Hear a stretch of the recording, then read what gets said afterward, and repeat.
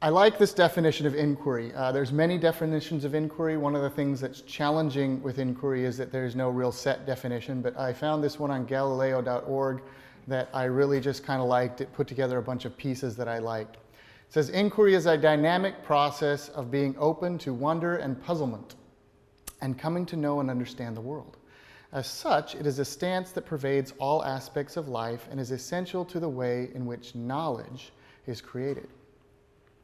So understanding or learning is constructed through posing and solving questions or problems, making discoveries, and then rigorously testing those discoveries. And I found in my experience that inquiry always begins with the right questions. Sometimes, actually, the questions can be more important than the answers. And I have a short quiz for you. Please take out a piece of paper, and I want you, it's an easy quiz, true and false. Here's my quiz. Number 1, the Earth is flat. Number 2, Pluto is a planet. True or false? Number 3, particles of matter cannot travel faster than light. True or false? Number 4, microorganisms exist and can cause disease. And number 5, this map is upside down. Okay, so let's test this. Answers, true to number 1. How many had false? If you lived in Europe before 1492, you believed that the Earth was flat. And that was the scientifically accepted knowledge of the time. Pluto is a planet. I think you got this one wrong too. It's true. From 1930 to 2006, Pluto was, in fact, a planet. Pluto didn't change. Our definition of a planet changed in 2006. So the scientific definition of planet changed. But by the definition that was in place from 1930 to 2006, Pluto will always be a planet. Particles of matter cannot travel faster than light. This one is false. Well, it was very false for a very short period of time. From September to February, there was some CERN measurements that said, wait a second, we found some neutrinos that went faster than light. And we double tested it and we checked, oh, there was a mistake. Wait, it went faster than we thought it did. And then in February of 2012, another group who had tested the same things and measured with different equipment said, no, I don't think you're right.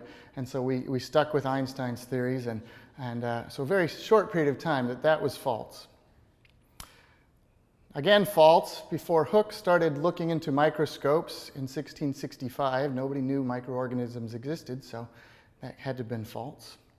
And this map is not upside down, it is a south-oriented map. And if you could see it closely, you can see that all of the words are right side up. So it's a map that's oriented towards the south.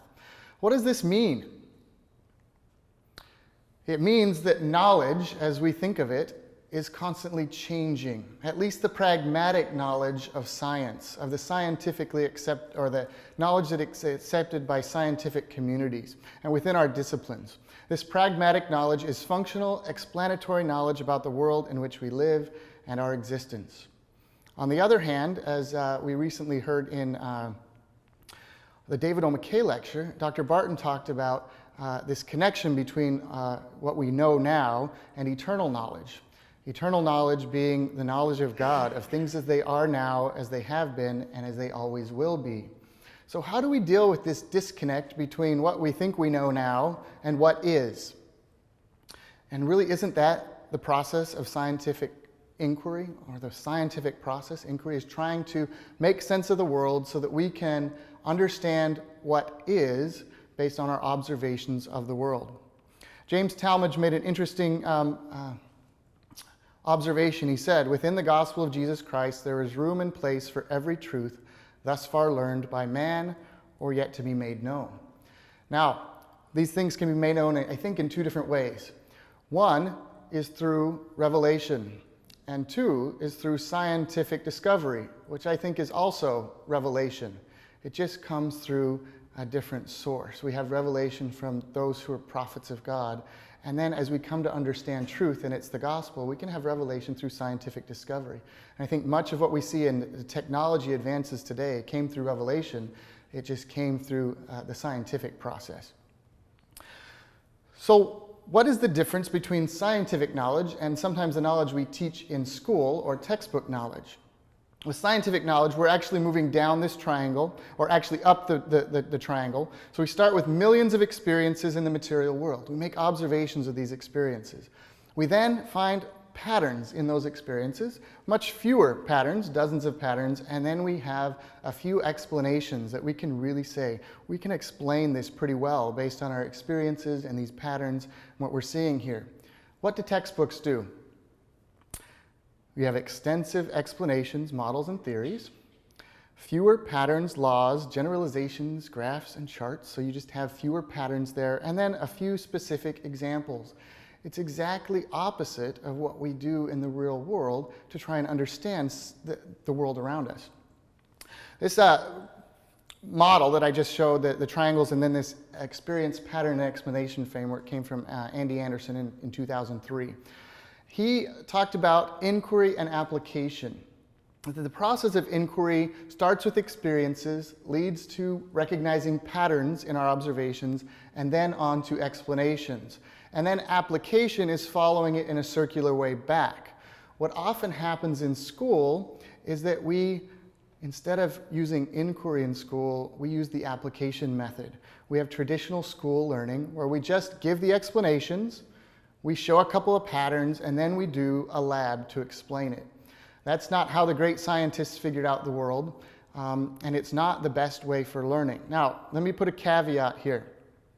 We are dealing with time constraints, lots of time constraints. And sometimes this traditional school learning method is one of the better ways to get information out there. So I'm not throwing it under the bus. I am, however, saying that it might not be the best learning tool. But it is a tool in our belt, and we should look at this inquiry process and how we could possibly start working towards inquiry in our teaching practice. So this is an interesting thing. We look at what great minds have said about education. Albert Einstein, education is not the learning of facts, but training the mind to think. Learning is not the product of teachers. Learning is the product of active learners, says John Holt. What you do is what you learn, says Andy Anderson. And the essence of teaching is to make learning contagious, to have one idea spark another, Marva Collins. So if we come back to this, are those quotes inquiry or is that traditional school learning? I would support that those were inquiry learning activities. So when thinking about inquiry, there's a model of inquiry that's pretty well accepted, the 5E model of inquiry. It approaches inquiry from these, and they often go in order, but not necessarily. You've got engage, explore, explain, elaborate, and evaluate. This second bit here with the circle shows that really evaluation happens in all processes of this inquiry. So let's think about what we can do to engage. An engage activity should do the following. It should focus students' attention on learning. It should focus on the outcomes of the current activities. We should kind of know the end from the beginning, or at least have an idea of where we're going. A roadmap, I guess you could say. We also make connections between past and present learning experiences. If we don't talk about what we've learned before and connect it to what we're learning now, then there's a disconnect by definition. And we also, in engaging activities, want to help students become mentally engaged in the concepts, processes, and skills to be learned. That is why I see a very large engage on the BYUH framework of student learning. Now, this is not a teacher's framework, this is a student's framework. How do students engage? And right here on number 2, the green arrow, it says that students are active in the learning process. What does that mean? Well, the BYUH website says that being active in the learning process means that you do some things before class and you do some things in class. So students who are out here, pay attention. Before class, construct and connect your mind in the ideas and concepts being introduced in your course materials and readings. In other words, prepare for class. And then in class, be prepared to share and teach others what you learned. Don't go to class expecting to just sit and listen. And I think oftentimes we are responsible as professors for why you come to class wanting to sit and listen, which is why I'm sharing this. Next, go be active and contribute and serve. So what can we as professors, as educators, as facilitators do to help our students become more active in their learning processes? I think we start by simply asking questions. That's something that I started doing when I was kind of overwhelmed teaching 4 different classes, 4 preps. I'm like, how do I make this work so I can get students more engaged? And I started asking questions at the beginning of class. Sometimes I just asked the question. We didn't take time to discuss it because we didn't have time. I had to cover a lot of things. But you know as a professor what you're going to be, what your goal is, what question you want to have answered. And I thought it was very interesting that Chad talked about this yesterday. He said, don't teach the answers to questions your students don't have. Or in other words, don't start teaching them these answers of questions they haven't asked or haven't even considered or haven't heard. And so if we basically set these guiding questions up, a guiding question says, okay, this is where we are now, this is where we hope to be by the end of today, and that guiding question can be something that students really want to know the answer to. Now, one thing that we need to do in these questions is we need to make sure they're interested in the questions. If we're really interested in the question but they don't care, it won't make much difference. So we want to connect these questions to our students' real-life experiences. Then we have, if we have time, a discussion of these questions. This interesting thing when you ask the questions and ask students to respond can give you a couple of things about students. 1, you can see what they already know. 2, you can understand what they don't know. And 3, you just might learn something from them. I know I do. Now, what happens when you get these whole group discussions and only a few people talk? That isn't really the best thing. Sometimes it's all you have time for. But I find that one way that's helped me is to divide people up in groups, and often I'll do it randomly, count off by 4s, get in a small group, discuss these, and then the loud students can be the group spokesman or spokeswoman, and they can then share with the entire class what they saw. And I find that just 5 minutes at the beginning of class involved in these discussions can be really a helpful tool to get these students thinking about the questions, thinking about what they already know, and being interested in, well, what are the answers to these questions? And when your students have their interest piqued, when they want to know what's the answer and they might not have it, they're going to be more engaged in your lessons. Uh-oh. Okay. I'm hitting the wrong button. That would do it. Okay. Keeps disappearing. Unexpected or discrepant events are excellent springboards for questions. I have a little experiment for us to do. I want everybody to stare at the dot. Stare at the dot really hard. Just stare at the dot. This won't work if you don't. Stare at the dot so hard, I don't know, how can you stare something hard, that the picture starts to disappear. You guys staring? Ready? Okay. What'd you guys see? What? Was it a red, white, and blue flag? Okay, good. Good question. I'm not answering it. But you guys are wondering, how did that happen, right? If you're wondering why that happened, then you might be interested in what I'm going to be talking about if I was teaching about opponent process theory. So what are some possible guiding questions? In psychology, one question would be, why can't you recall any memories from your infancy?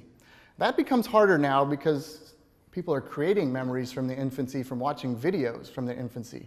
And there's a much more videos out there that kids have access to. So you might get answers, well, I do remember these things, and that could lead you to some other questions. Or what's going on in your brain when you see an optical illusion like the one that we just saw now? In math, business, or accounting, pose an engaging real-life scenario or case study that can be solved using the formulas or procedures you'll be teaching that day. And I'm not teaching anything new. I think we all know that these things work. But what do our students hate? They hate story problems. What's the best engaging activity to help them really learn the math? A story problem. In physics, why does an apple fall to the ground but the moon stays suspended in the air? If we're thinking about gravity. And then if I drop at the same time my keys and a piece of paper, uh-oh, why do the keys fall faster? I find this is a really interesting one that I do with actually young children and adults. And they say, well, it fell faster because the paper is heavier. Not the paper is heavier, why did I say that? Because the keys are heavier. And that's usually what happens there. And then I will take a piece of paper and I will crumple it up take the keys and drop them, and they'll land at the same time, which will help them to say, oh, wait, maybe this isn't right. What new questions can I ask? So there's a number of different things that we can do with discrepant events, with questions that kind of give us the end from the beginning. Not the answer, but the question that leads us to that end. Another thing that I found that has been useful, I guess, is the next baby step, is to start flipping the questions. And I put these up here. This is an actual assignment I gave to some of my students. We're not going to watch this YouTube video, but next Tuesday in my general psychology class, these students were going to be talking about, we were going to be discussing conformity and the differences in conformity and what's considered appropriate or normal in conformity between individualistic and more collectivistic cultures. So I wanted them to watch Ash's experiment and look at the difference between conformity in normative conformity and informational conformity, and then to ask this question: how might this experiment have been different if it had been conducted in Japan? And to start thinking about those things before they came to class, so that we could come and have good discussions and they could be interesting and, oh, I wonder how it would be different. In a general psychology class, we were talking about learning and operant and classical conditioning, and there's a wonderful video from The Big Bang Theory where one of the characters uses chocolates to train another character's girlfriend. And it's really quite comical, and they come through and do this, and just like Hollywood, they get some of it wrong. And I find that that's really useful. So I have my students ask a couple of questions, or I ask them, I pose some questions. Was this an example of operant or classical conditioning? Why do you think it is? And we'd already talked about these before, so this is a question to get more in depth as we were coming along. Then the chocolate, was it a positive reinforcement or negative reinforcement? How did it work? Why?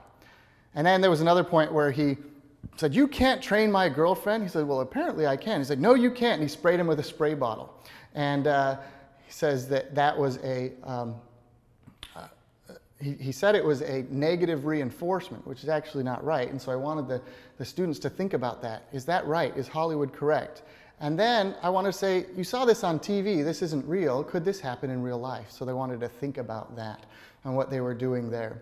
And so these are some questions that I flipped. If I try to ask all these questions and watch the video in class, it takes a lot of class time, but we can come to class being ready to discuss these questions and look at these things. And I've actually had students come to me and say, oh, have you seen this video, or have you seen this video? And we might be able to take some time to watch some of these other things as we're discussing, and they can participate. Another thing that we can do, the next baby step, I think, is looking at the next step in the 5 E's. We have engage, and then we have explore. And following explore is explain. And if we look at the traditional school model, we do the explorations after the explanations. Now, this is not something that can happen all the time because it takes a lot of time. But it is nice to be able to do some exploration before we do some explanations. One of the things that I do is I send my students out, I call the Into the Woods assignment. I'll say, go outside, pick a spot, and look around you. I want you to write down everything you observe in 3 minutes. And then we come back after that 3 minutes and I say, okay, everybody tell me one thing that you observed, and you can't say anything that somebody else said. So we go around the circle and everybody says one thing they observed. And then I tell them, okay, now go back and write down more things. Now at the end of that first 3 minutes, they were running out of things to write down. And I see them in that next 3 minutes, they're frantically writing all of these new things that they saw. Some of them were looking at the world in a macro level, and they started looking at small things. Some of them were looking at it from a micro level and started looking at big things. And so I saw that this was a great opportunity for them to see how much they didn't see, and then we could move into how much we can understand about our thinking and how much our brain really filters out, because they'd had an experience with that. We can do the same thing with physics, having people demonstrate their own models and then using evidence that you provide as an instructor to show how those models might fall apart. And we don't actually make them fall apart. What you do is you let them use your evidence and put it into their model, and the models fall apart themselves. But because they've done that constructing, they see that something has happened, and they're pretty excited about that. Now the next thing I'm not going to get to, but it's a paradigm shift. Complete paradigm shift where you change everything that you're doing. And I did this with my educational psychology class. I decided to go a different direction and say, hey, wait a second. What if we go in educational psychology and actually observe people teaching and learning and ask these questions? what does the teacher want? What do I want? And what are we going to get out of this? And we see that this is happening, that it was a great experience for them getting into their experience. So in summary, we want to engage our students, we want to explore before explaining when possible and within reason, and we want to try something new. But we don't have to do it all at once. Thank you.